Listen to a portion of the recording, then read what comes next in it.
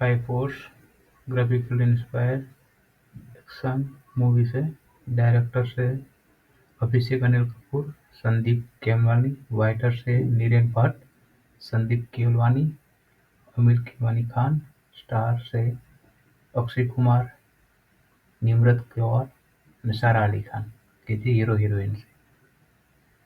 અને આ મૂવી 24 જાન્યુઆરી 2025 રોજ રિલીઝ થવાનું છે.